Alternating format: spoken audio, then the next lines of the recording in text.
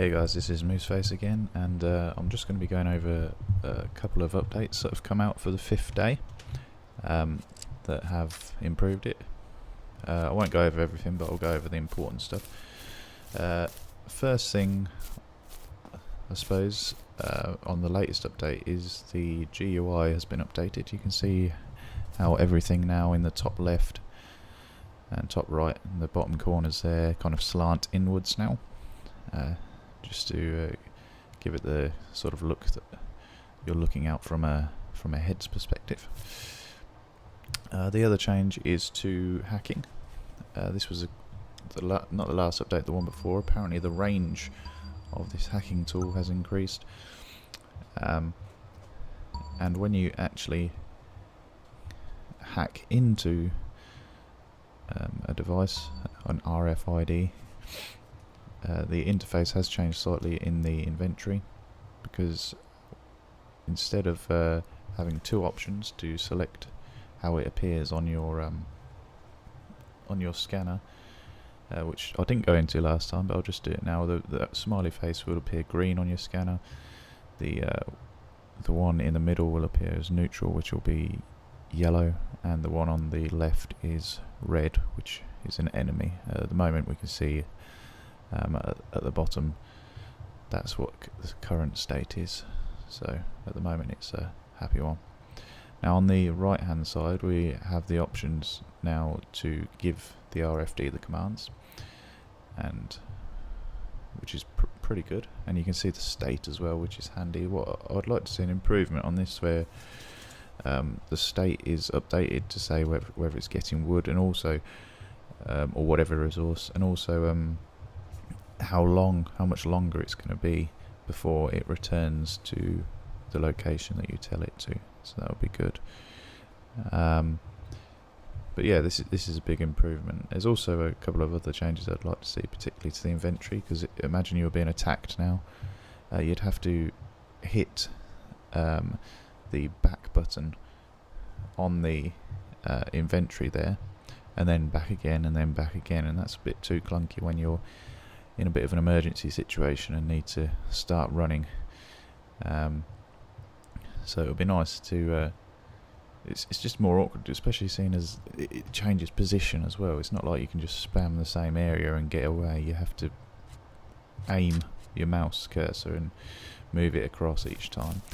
Now the other change I'd like to see is the ability to get some wood with an axe, which seems perfectly logical, but still doesn't happen at the moment.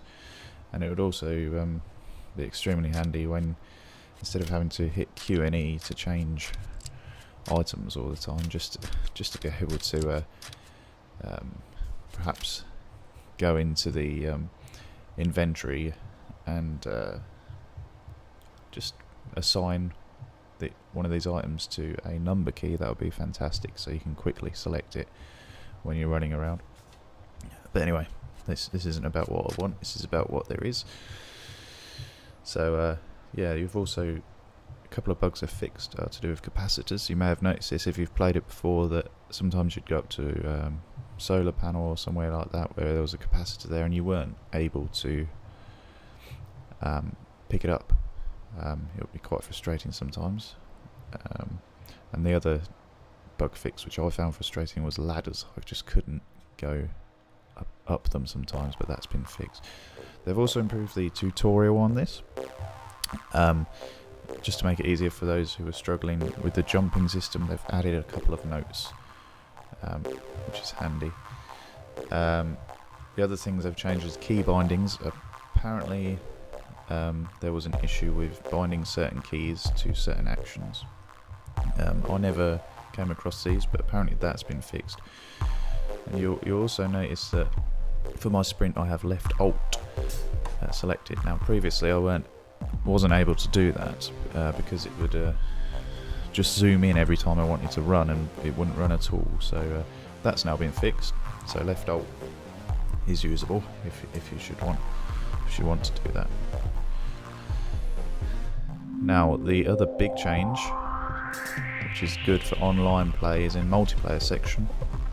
We now have the ability to make a custom match, which is pretty good. So we can change what the room's called.